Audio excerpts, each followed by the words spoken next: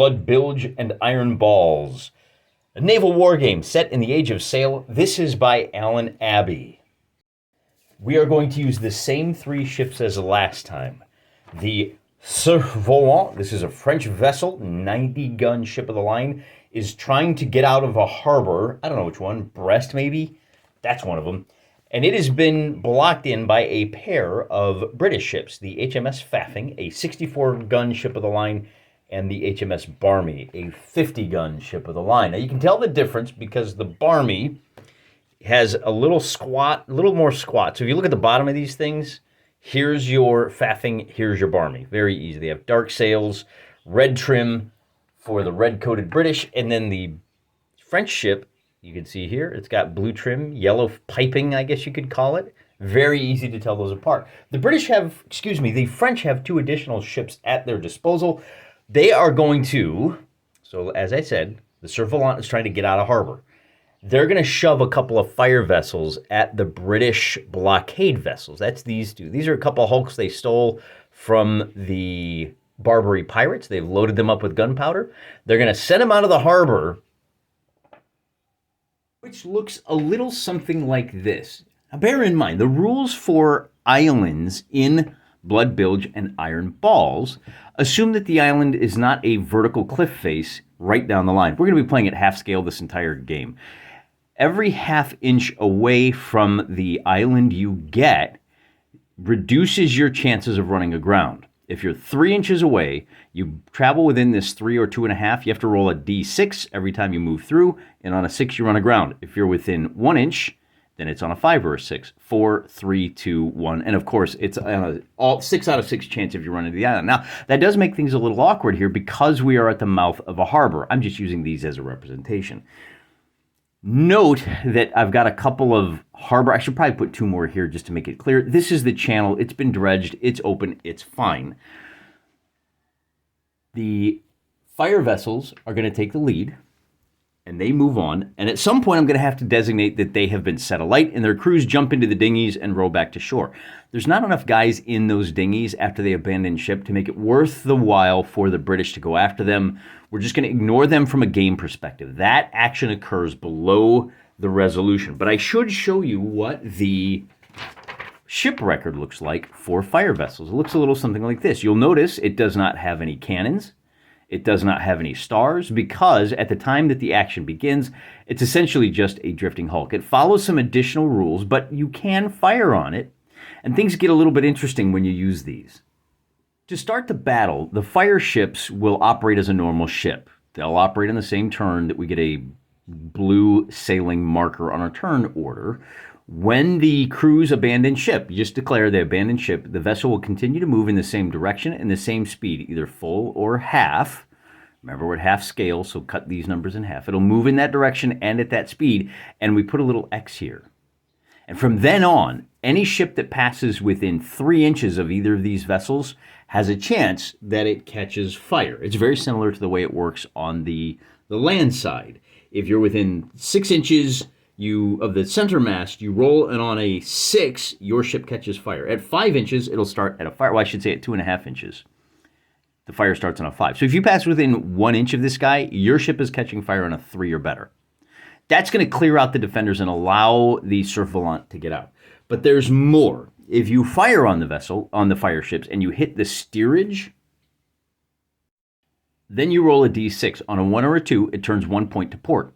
On a 3 or 4, it continues.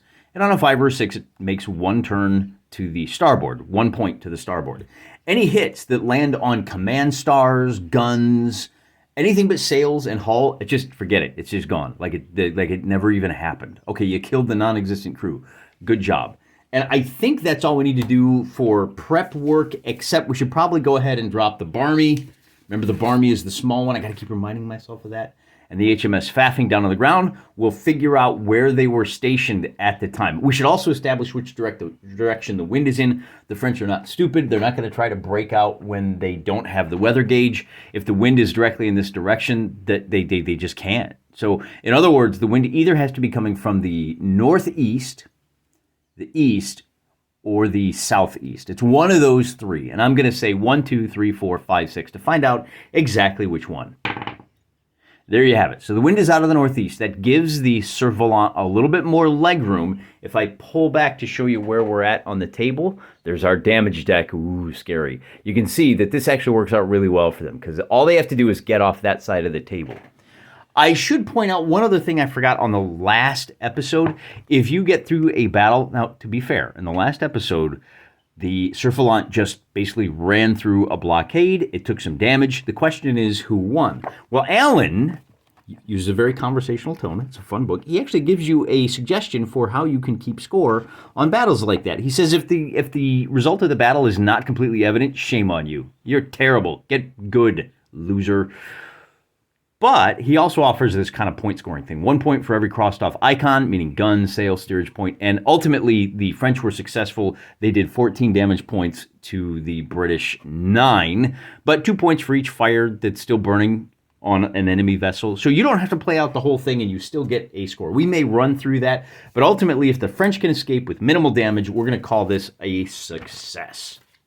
I've dropped my weather gauge, reminding me that the wind is out of the northeast. These little green markers here are the range of the shore batteries. The shore batteries are up on the hills here. They have a longer range than the ship vessels. Remember that our vessels in this scale can fire up to 12 inches. Okay, so they're a couple hundred yards back. I know what some of you guys are thinking, the historical guys. Well, shore batteries, they don't have to worry so much about things like fires. You can preload supplies. They have a longer range. That's part of why harbors are so safe. There's also a lot of them. Look, just on the average, I'm just going to say that they have a 12-inch range from the land side. The British know that. So the green markers here don't really exist. They're just a way for us to eyeball whether or not the British vessels can be fired upon by the shore batteries. They don't want to, so effectively it means the British cannot cross that green line. We may shift the whole table that way if this goes quickly, and we think that the British, if the fight is really good and the British have a chance, we're not going to cut off the edge of the world. I have put the larger of the two British vessels to the north. The smaller is back here to the south. Oh, there's not a whole lot of light back here, is there? I guess it's dawn. See, here he is way back here where it's very dark. And unlike last time, there's a very good chance things will get interesting quickly, so I have gone ahead and just randomized the turn order. The blue ships repair, they got nothing to fix. The red ships get to sail, and that forces the British to move first. Brought the Barmy a little further up the table for deployment. Given the wind direction, the best he can do to get upwind, remember the wind is coming at this direction, so he can move straight along vertically as we look at the table, and then he can kind of cut. The only way he's going to be able to get up, though, is if he makes that difficult tack. He's at full sail. Because he's moving at 2/3 speed, he's only able to move a couple of inches per turn. Half sail here, basically fighting sail. For this guy, he moves 3 inches, and he does cut, and he's going to try to just creep out and then unleash that broadside as he's got the easy crossing of the T. For the next phase, the French are going to get to fire, but of course they don't have any firing, and then we get to the British get to fire, and we're still out of range. They might be able to fire at the fire ships and slow them down, but that's not the case. Then we get to red ships repair, no damage. So finally, we're going to end with the blue ships. Now, you can move these in any order you want. We're going to start with the sailing vessels. The fire vessels are going to be locked in at full sail. We got to buy some space so that the French vessel can maneuver around them. With the wind off their starboard bow, if we drop this down, it looks like they're going to be able to move at 2/3 speed. 2/3 speed, rounding up from 11, is about 7 inches. Cut it in half, we're at 3.5 inches. They've both moved 3.5 inches. Note that the guy with the yellow sails has made a turn 1 point to the port. They're not on fire yet because the Cerf-Volant is going to be coming up behind them, and he wants to stay at least 3 inches away. In fact, maybe the smart play here is that they just appeared on table. Their first move brings them to right here. And that's, remember, they've got time to plan. So I don't feel at all bad about just saying, look, we're going to hold tight right here. Or maybe we just say he's operating at a speed of 0. That's probably the better way to do it because it shows you how this works. If we are at a speed of 0, then we're going to be right here. We got 3 masts. Next turn, we can go to half sail and then full sail on the next turn. So that gives us that little bit of like planning for it. So they were just cruising up. And when you were at 0, You do have enough control over your vessel to remain in position. You just don't move. It's when you're out of masts, that's when you begin to drift 1 inch with the wind. So they're going to hold on to, they're going to hold tight right there. Next turn, we'll bring them up to half speed. That's going to be the end of the first turn. Mixing up our turn markers just a little bit more. I've already shuffled and dealt them out, but just to kind of make it a little bit more random. There we go. And to start the turn, our red ships get to fire. They have nobody in range. So the next one is blue firing. He doesn't have anybody in his firing arcs. Red get to repair. Nobody's hurt. So the red vessels have to move first again. The British vessels are both at half sail. In fact, so is the Surveillant. It moves from 0 to 1. I'll show you him in just a second. They're slowing down, moving at 2 or 3 inches per turn based on whether they're beating into the wind or coming back. There's a difference in speed in these fire ships. Notice this red guy has a couple of extra inches of movement because the wind is directly on his tail. This guy is at just sufficient enough of an angle that he is moving 3.5 inches. And then the Surveillant, now at half sail, is only able to move 2 inches. But he has now crossed the harbor mouth, and he is on his own. And no surprise, right? Sailing and then repair, so we're done with that. I've moved the turn counters down here. They're a little more visible. I think as long as I don't have to move my camera stand around, I think we'll be okay. Starting off this next turn, red ship gets to fire, and he says, yeah, you know what? Even though I'm out of range of this, he might not need to worry about this fire ship at all. But it doesn't cost him anything to open fire. There's no misfires that are likely to hurt him, so we might as well get in a little bit of target practice. These are British vessels after all. This is the HMS Barmy. He's got 2, 4, 5 ships. He is firing at, remember the range bands are 3 inches, so he is into that 1, 2, 3rd range band, meaning he is only going to be hitting on, I got 5 dice here, he's going to be hitting on 5s and 6s. This is long range. He gets 2 hits in on the, and the other reason for doing this, maybe you can smoke out that joker on the fire ships before it hits you smack in the face. So with the 2 hits, now the other thing I should point out, the fire ships no longer have a crew. They were set fire to last turn. I think I forgot to announce that, but they did, right? Turn number 2, that was when we said we'll turn them loose. Anybody that passes within 3 inches of those is going to have a hot time in the Old Town tonight. Here is our damage deck. I will cut it and then draw the top 2 cards. So we get the 3 of diamonds and the 4 of diamonds. And I think both of those are going to be nada. You got to get some big numbers on there. 3 and 4 of diamonds are both, I stand corrected. One of those, the 4 of diamonds, here, just so you know I'm not lying to you here. Look at this. The 4 of diamonds, steerage gear hit. This could be good. This could be bad. We're going to cross off one of the points on the steerage gear for the green fire ship. And on a 1 or a 2, it turns to the north. This is very good for the British. I don't know how. The other thing that occurs to me is this is firing on the stern. That means you get to draw extra cards. 7 of spades and 8 of spades. But before I forget, let me cross off that damage for the green fire ship. That's the first. And then we got to check the 7 and 8 of spades. That makes it easy. 1 gun and 1 crew, so no other damage, even though you're crossing that T. So I'll leave those there just to show you that the table state hasn't changed. And I think that's the only firing that we have because the faffing is way down here. And we'll show you what the movement looks like when we get to that phase of the game. So here's our second order. The blue ships get to fire, and of course, the Surveillant does not have any firing. The red ships get to repair, no damage. And now the red ships get to move. That lucky shot might have saved the British bacon because the vessel is now careening at 3.5 inches well out of the way of the British vessels. This guy moves 5.5 inches. He is probably, that's the yellow-sailed fire ship.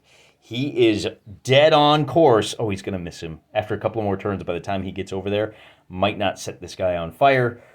So it could be a lot of sound and fire fury signifying nothing. The Surveillant moves out 3.5 inches, goes to full sail now. You have to spend 1 turn, so he's still stuck at half sail. Because he's got the wind, he's doing okay. So he's going to move a lot faster next turn. He made a turn 1 point to the port, which puts him, now he's going to be able to sail at full speed and just make a breakneck lunge for open waters. And that's going to be it for the red sailing. Then blue gets to repair, no damage there. And now blue gets to sail. I did it backwards, didn't I? Yeah, I did. I screwed up, but I don't think it matters. These guys were on their headings. These guys were on their headings. The only thing that really might change is being able to move second might mean that the French decide they're going to opt to just stay straight on. It slows them down a little bit, but I don't know. They're going to have a real difficult choice here. Because if they turn, we'll just leave them straight, because they're going to want to come around the stern of these guys. If you do try to bring your guns to bear, you're pointing in the wrong direction to get to open air. I'm vamping a little bit here as I shuffle up my movement cards, which I will spread out, and then just to make it a little more obvious that I've mixed up, we'll swap a couple like so. Okay, and then we can turn over the first one, and we find out that the red ships get to fire, and that's really bad for the French. This is at extreme range. We're only hitting on 6s, but we have 5 of them.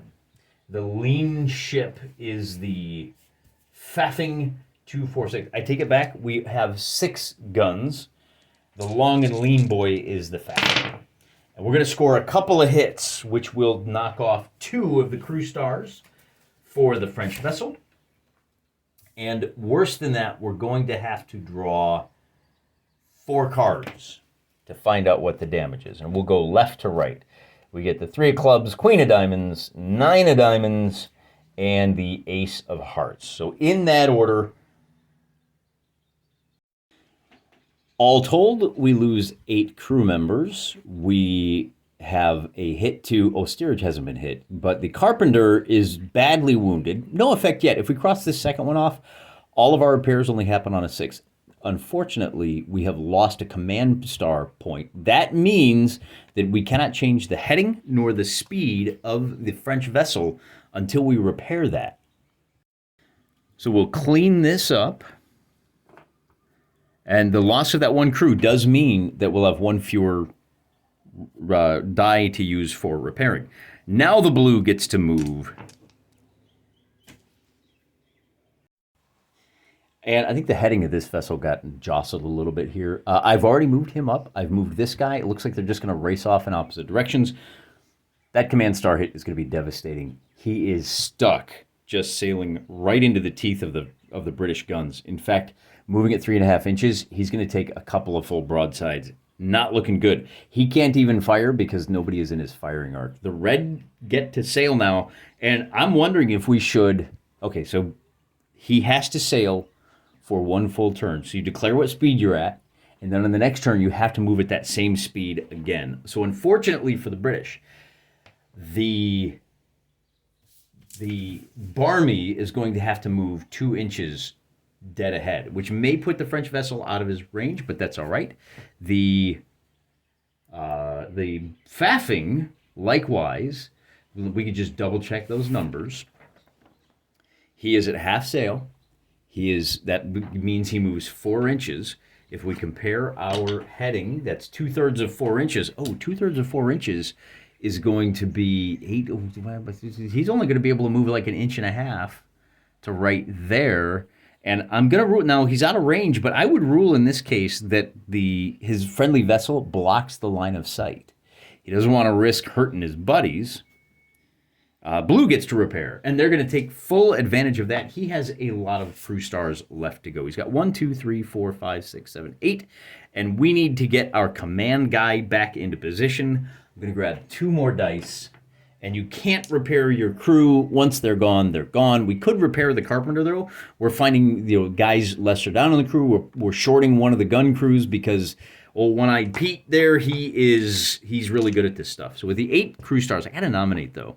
I'm going to roll 5. Looking for a 5 or 6s. 5 for the command star. I got it. Command's back up. We can change our heading. And then 3 for the carpenter. Actually, I don't think you can repair the carpenter. Because the only way to knock this guy out is I look at the...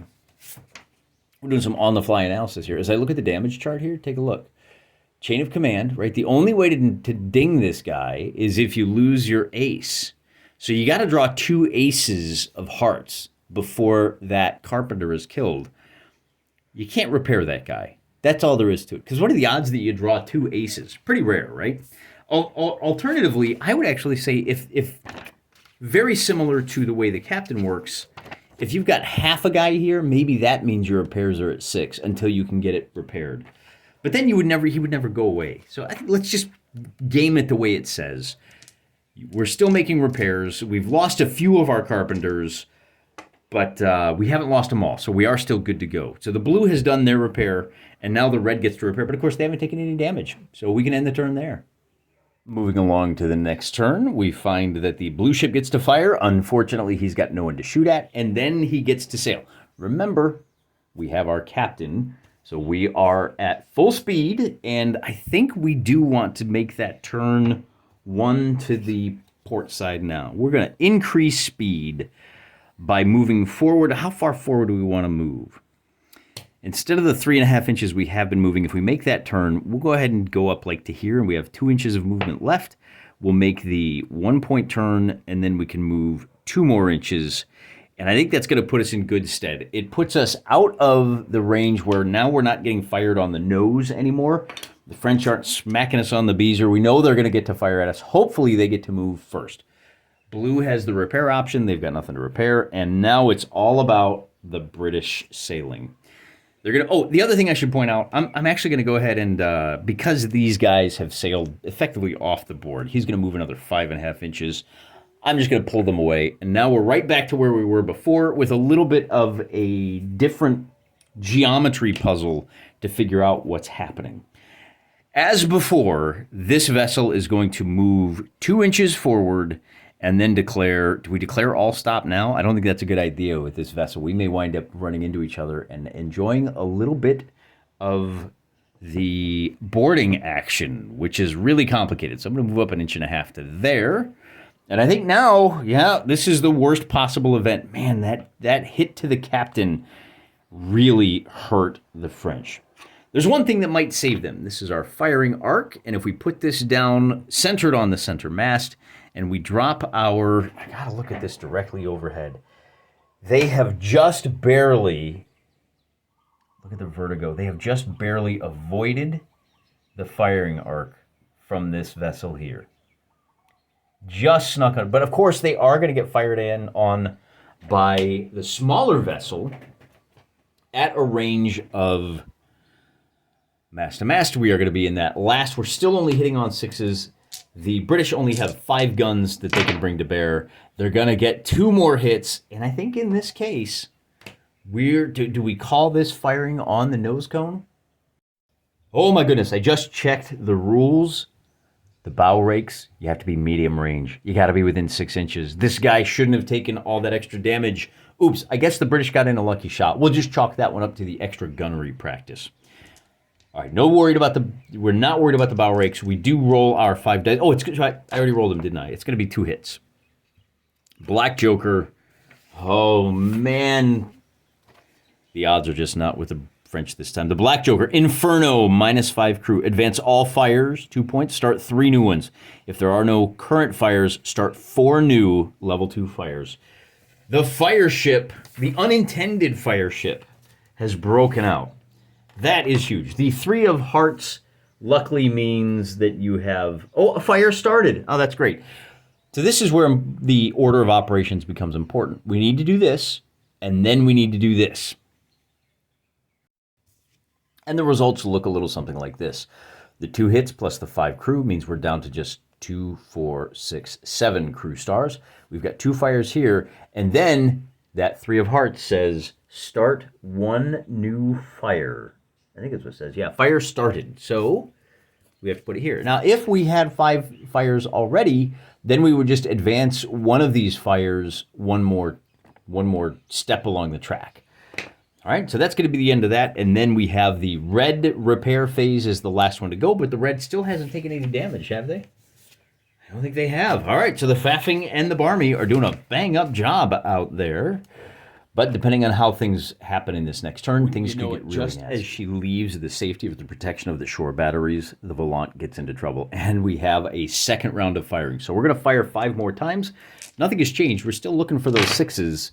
We get 1 more 6. That means 1 more card. And with the Ace of Diamonds, Boy, when it rains, it pours, huh? The Ace of Diamonds says 1 section of Marines. If none, then 1 full crew star. So we'll cross that off, refocus our efforts, and that's going to be it for the British firing. This game goes quick, doesn't it? Now blue gets to fire. They got nobody to shoot at. There's nobody in their firing arc, so we move on to slamming the doors. Red gets to repair. They've got no damage.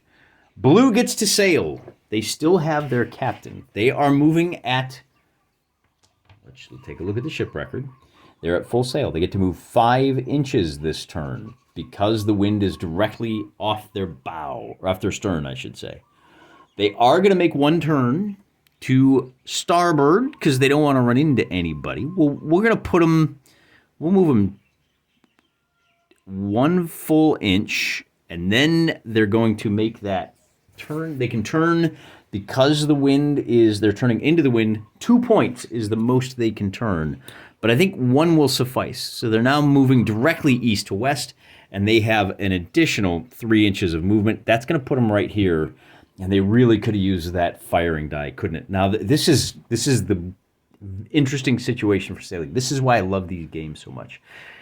They have the opportunity to put a serious hurt on the British as before they blow up. But the British get to move, and so the British now are going to...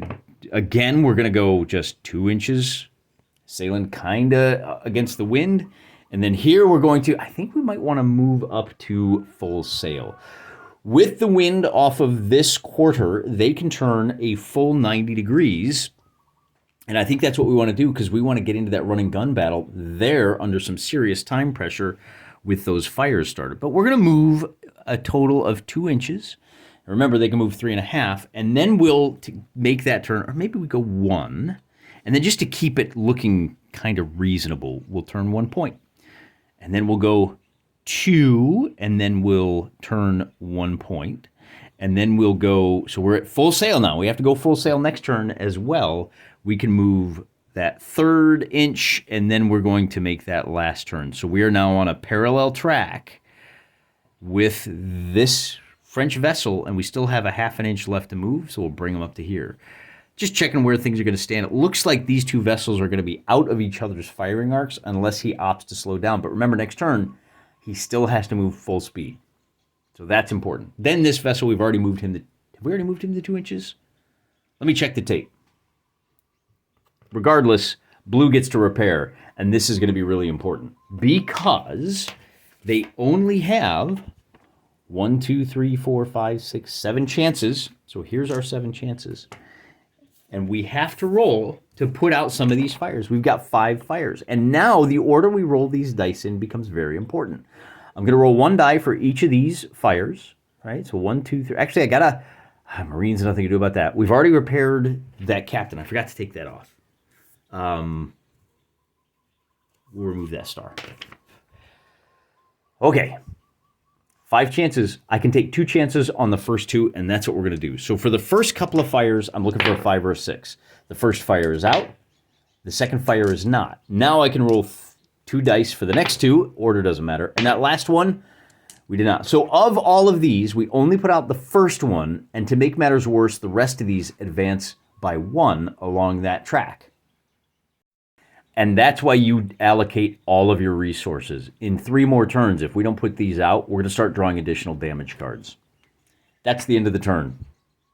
Sharp-eyed viewers will see the edge of the table over there. We're moving at a pretty good clip, but it's all going to come down to turn order. The blue ship gets to take another stab at repairing these fires. So we've got 3 fires. We're going to allocate 2 dice to each of these and then 1 die to that last one. So I can just roll 3 pairs, and it doesn't really matter at this point. A miss is as good as any other. So number 1, number 2, and number 3. We're only going to put out number 2. I have 1 last fire, and it goes out as well. So we now have just 2 fire tracks that are at 3, but those both go up by 1 because we failed to put them out. Then we move on to the blue firing, and I don't think blue has a shot. We talked about that. Line this up just like so, and here is your firing arc, and that's no good. We needed to move first. The red get to sail, and remember, he is now at full speed. So that's 3.5 inches. 1, 2, 3.5. He may need to cut around, but I think maybe let's do that. Let's turn him 1 point so we can get ourselves on a heading to get in touch with the French. And then we'll move him 2 points. And he's got the wind off that. It's off of his starboard. So we're going to bring him around, and I'll actually turn him 2 points like that. And he's going to be able to get moving a little bit quicker. We may need to drag everybody back to make our battlefield long enough to make this work. Next up is going to be the blue ship, and he is still sailing at full speed with let's check the wind, just make sure we're doing this right. The wind is coming at him from this direction. So he's actually going to be at full speed. He's going to be able to move 5 inches in pursuit. And so that's going to bring him up to here. And unfortunately for him, so the red aren't damaged, that does put him, you got to move full speed, that does put him directly in the path of the firing arc here, like so. I set up the table for the next turn. A little bit prematurely here, I know. Let's go ahead and roll those dice. This, of course, the long and lean vessel is the Pfaffing. They have 6 cannons, largely unhurt. I probably should have checked. So they are at a distance of only 5 inches. That means they are hitting on, show you on the cheat sheet, up to 6 inches. They're hitting on 4s now. We get a single result of a 5. The rest of these are all misses. That's not the kind of marksmanship we expected out of the British. 10 of hearts, though, we'll take it. 10 of hearts means 2 hull boxes hit. Those are the first 2 hull boxes lost by the Surf Volant. They're okay with that because it's better than another fire breaking out. The blue gets to sail 5 inches. Again, I just don't think that they are making a break for it. There's the 5 inches. And then let's see if red guys get to fire again. Checking the firing arcs. Yeah, this is just not working out well for them. Of course, the Pfaffing is, we're going to miss them. They just managed to slip aside, but it does put them directly in the path of fire. Oh, you know what I forgot? Oh, it's if you're within 3 inches of another vessel, the Marines can fire, and they get to pick their target. Now, that means you get to pick the commanders. Be that as it may, that's not the case here. Well, maybe it is, and maybe it's not. Are we within 3 inches? Checking from there. No, see, measure from the center mast to the vessel. We are at short range, though. That means the British are going to be firing 5 guns for the Barmy, and the Barmy is going to be hitting on 3s or betters. And they get a total of 5 3s or betters. There you have it. 5, 1, 2, 3, 4, and 5. And in retrospect, I forgot to cross off the 1 crew for that last shot. Well, this time I got to cross off 5. That knocks off a 3rd crew star, and we got to go through these in order. The 4 of clubs is going to be 1 mast box. The 7 of diamonds is going to be 3 crew. The Queen of Spades is a gun, and of course it'll be the gun on this side of the vessel. So there's 1 gun and 1 more crew. The 6 of diamonds is the steerage gear. Uh-oh. Well, I don't think they want to change direction anyway. Steerage gear hit, and then 1 more crew. Just the steerage gear on that one. And then the Jack of Hearts is going to be another one. 3 hull boxes hit. Bang, bang, bang. And so here's your hull boxes. It's a big vessel. It's going to take a lot to whittle away their hull. They have the damage there. And then they are down to just 1, 2, 3, 4, 5, 6. As long as you have a partial crew star, you can continue to make those repair checks. Speaking of, now the red gets to make the repair, but again, I don't know that they've taken much damage, have they? Nothing to speak of. The French just aren't getting it done. Maybe this will help them out. Repair. Very important. They've got 6 repairs. We got to roll 3. They've got 2 fires that they're trying to put out. We got to roll 3 dice looking for 5s and 6s. So that first fire will be put out. The second fire will also be put out. But that does prevent them. So that's the last of the fires. They're at least not on fire anymore. But It's important to note that does prevent them from repairing any of the other damage on the vessel. It's a good way to distract your guys. And now they get to return fire. And so if we check with them, oddly enough, because they're a slightly larger vessel, you check from mast to mast, they do, this is pretty close. I think they are going to be able to hit either of these vessels. I'll check over on this side too. If we put this here, no, they're not going to be able to fire on the Barmy, but they are going to be able to extract a little bit of revenge on the Faffing, who has been so unkind to them here. They are firing at 6 inches, which counts as 12, which puts us at the 4, 5, 6 to hit. And because this side is undamaged, 1, 2, 3, 4, 5, 6, 7, 8, 9 guns are opening fire. This is classed as medium range, but it's not one of those all-important bow rakes. So we're just going to fire. 50% chance. Let's see if they can pull it off. Bring them up here where we can see it. They're going to have to do better than that. Look at that. They only hit twice on 4s or better. That is just unacceptable. That's some solid French gunnery. Do we play the most historically accurate games here in the House of Wargaming, or what? With the 8 of clubs, we're going to lose 2 mast boxes on the Faffing. Sorry, Faffing is going to lose 2 masts. So no effect yet. If they lose 3 more, then they'll be sailing using this lower chart here. That'll slow them down. That might be enough. There are, I should point out, optional rules for the French targeting rigging. You only hit on 5s and 6s. There's a you do. It's like you're at -1 to fire, and then there's something about like all of the cards that hit are assumed to hit. I can't remember what it is, but it's interesting because it means they do less damage to the rigging. But everything hits the rigging, basically. I think like every hit that you get knocks off a mast box. Anyway, be that as it may, we also have this Jack of Diamonds, this is a spade. I don't know if you knew that or not. I should be calling a spade here, shouldn't I? The Jack means 1 gun and 2 crew hit. That, of course, will be the gun on the starboard side. And then because we hit with twice plus the 2 crew, that's going to be a total of 4. That's the first 4 crew that the British have lost. And then we end with the British sailing. And in this case, we're going to be getting a little bit closer. They have to move at full speed. That is going to be at 3.5 inches. I think they want to regardless. These guys are still at half speed. We're going to bump that up to full speed after this, but I needed to get my vessel into position. So normally it would only be that 2.5 inches.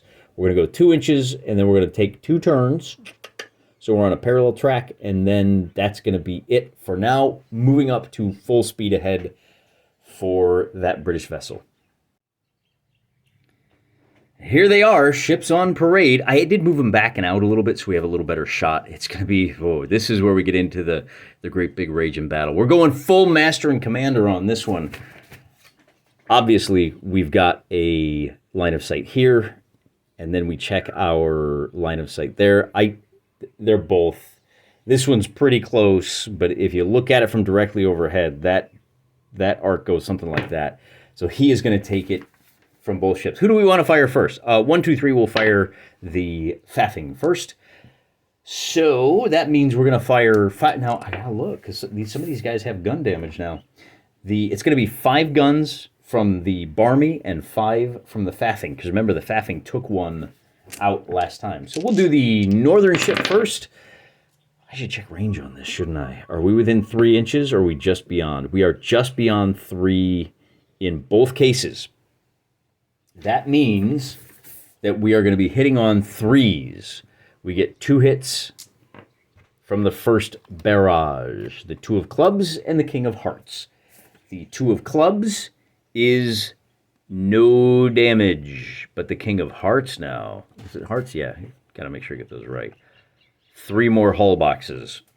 1, 2, 3. And then we have 5 more shots. Again, we're hitting on 3s.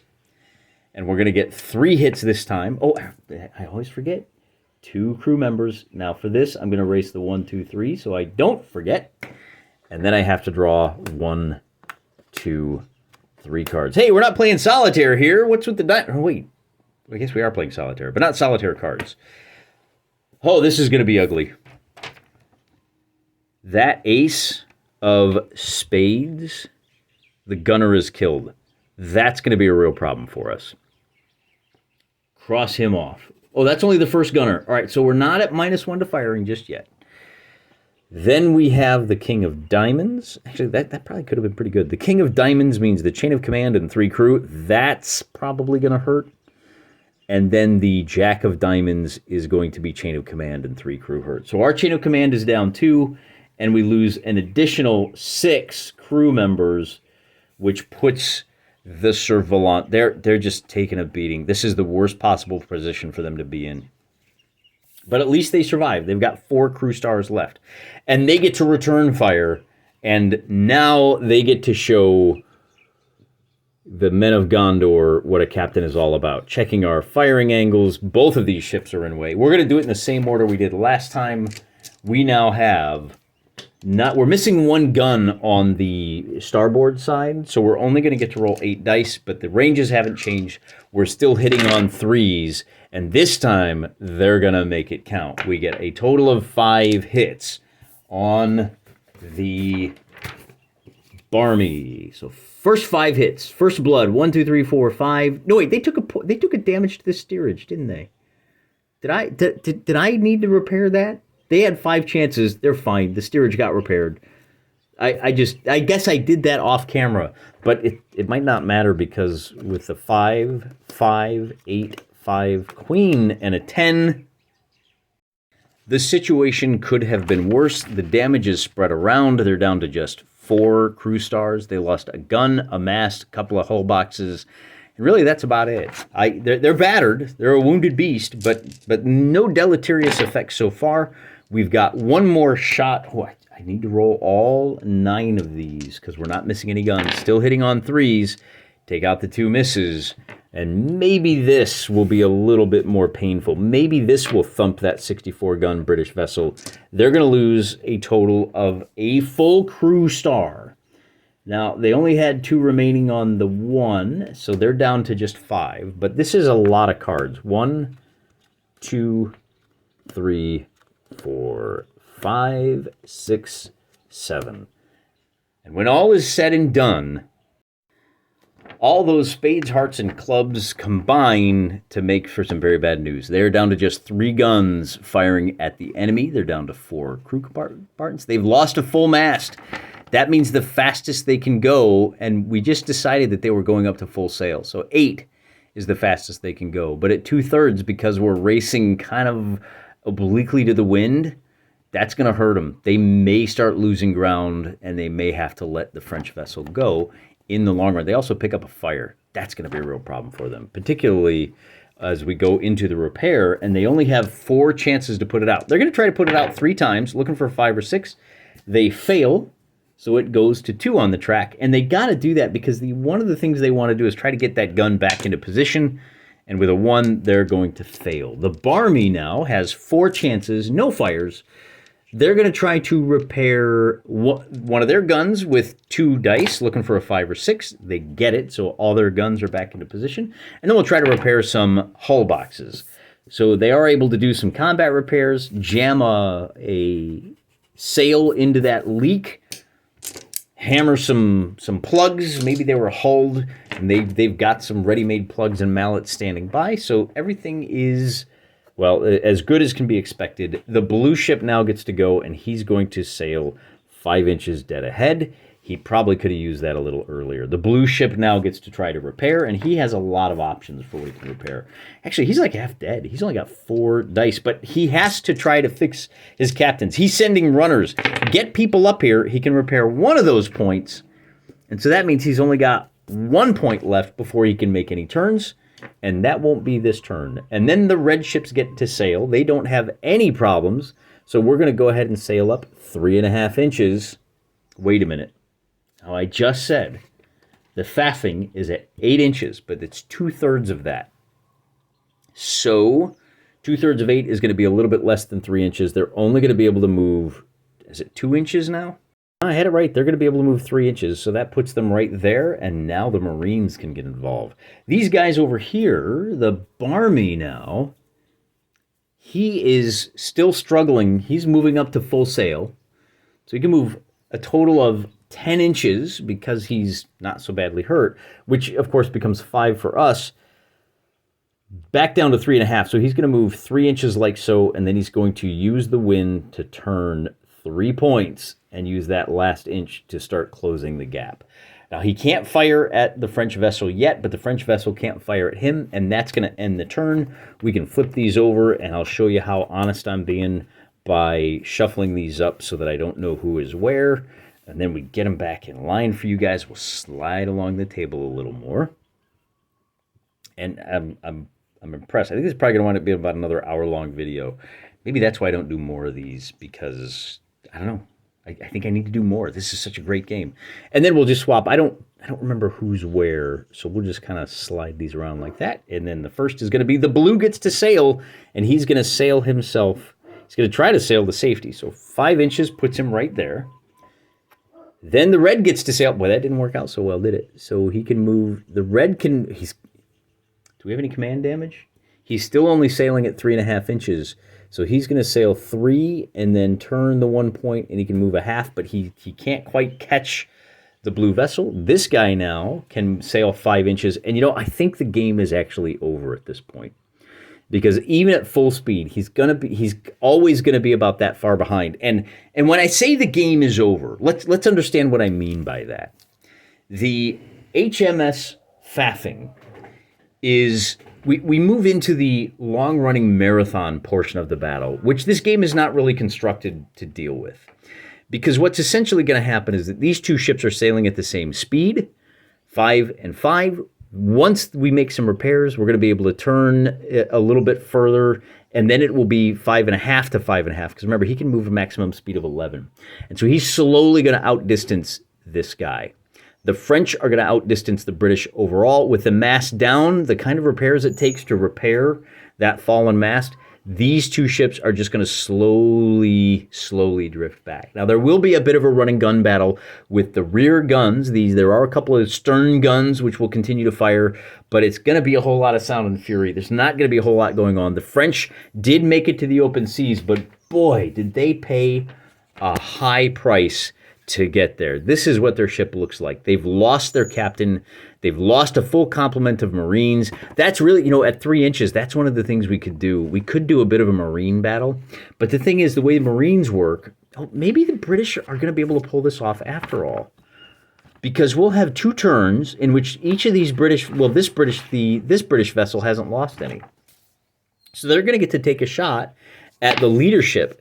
And they'll get 1 hit. They hit on 5s and 6s, and so they're going to cross off some star points. But it's not going to make a difference because they'll fall behind. And ultimately what's going to happen is they're just going to do a little bit more damage to the leadership of the French vessel. And at the end of the day, the French are going to get away. The last thing you can do to determine a winner is count up the number of hits, with raging fires counting as 2 points. The British inflicted 20 damage. I'm counting these. 1, 2, 3, 4, 5, 6... 7, 8, 9, 10, 11, 12, 13, 14, 15, then 10 hull. So that's 20.